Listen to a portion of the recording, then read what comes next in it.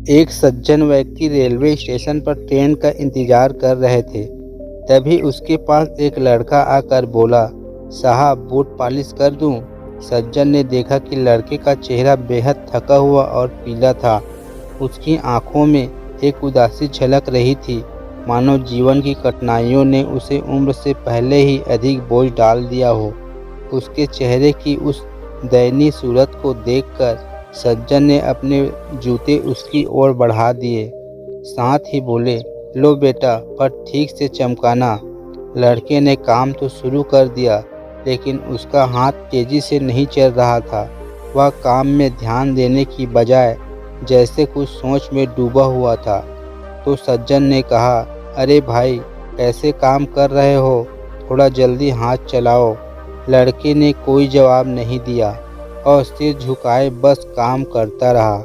लेकिन तभी एक दूसरा लड़का दौड़ता हुआ वहां आया और वह पहले लड़के को एक तरफ खड़ा करके फटाफट काम में जुट गया। इन नए लड़के ने जल्दी जल्दी जूते पॉलिश करना शुरू कर दिया। पहले वाला लड़का एक तरफ चुपचाप खड़ा ही रह गया, जैसे वह गूंगा हो। उसके चेहरे पर कोई शिकस्त या नाराजगी नहीं थी, बल्कि संतोष का एक भाव था, जैसे उसे इन दूसरे लड़के पर पूरा भरोसा हो। कुछ ही देर में जूते चमक उठे। सज्जन ने अपनी जेब से पैसे निकालते हुए सोचा कि अब इन्हें देने में शायद इन दोनों में झगड़ा हो जाएगा। तो उन्होंने अपने मन में सोचा कि जिसने काम किया है उसे ही पैसे देने चाहिए। तो उन्होंने बाद में आने वाले लड़के को पैसे दे दिए। लड़के ने पैसे लेकर मुस्कुराते हुए उन पैसों को पहले वाले लड़के की हथेली पर रख दिया और उसकी पीठ थपथपाकर जाने लगा। वे सज्जन इस दृश्य को आश्चर्य से देखते रहे। उन्हें समझ में नहीं आया कि आखिर यह क्या हो रहा है, और उसकी जिज्ञासा बढ़ती ही जा रही थी। इसलिए उन्होंने तुरंत उस लड़के को आवाज़ देकर बुलाया, और जैसे ही वह लड़का वापस आया तो सज्जन ने उससे पूछा, बेटा, यह क्या चक्कर है? तुमने पैसे खुद न रख कर उसके हाथों पर क्यों रख दिए? लड़के ने एक विनम्र मुस्कान के साथ उत्तर दिया, साहब, यह लड़का 3 महीना पहले चलती ट्रेन से गिर गया था। इसके हाथ पैर में बहुत चोटें आई थी, लेकिन यह बाल बाल बच गया। नहीं तो इसकी वृद्ध माँ और छोटी बहन का क्या होता? यह बहुत स्वाभिमानी है साहब, भीख नहीं मांगना चाहता, इसलिए जैसे तैसे फिर से काम पर लौट आया।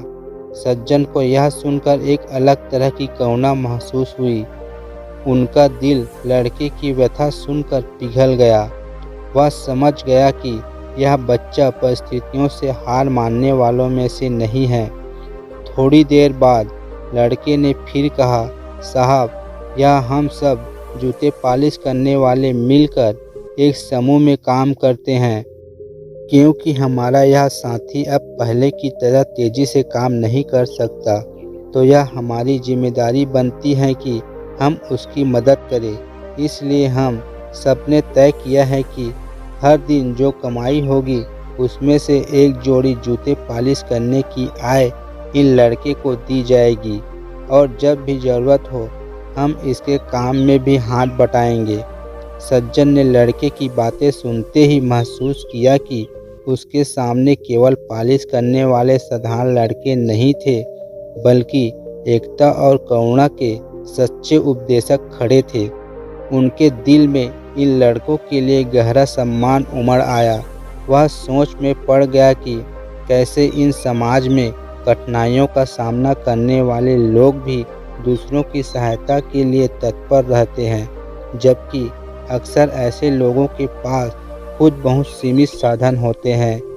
इन तरह की घटनाएं हमें याद दिलाती हैं कि दूसरों की मदद करना, सहानुभूति दिखाना और एकजुट होकर जीवन की कठिनाइयों का सामना करना ही मानवता की असली पहचान है। दोस्तों, वीडियो पसंद आई हो तो वीडियो को लाइक शेयर करें, और चैनल पर पहली बार आए हो तो चैनल को सब्सक्राइब करें। धन्यवाद।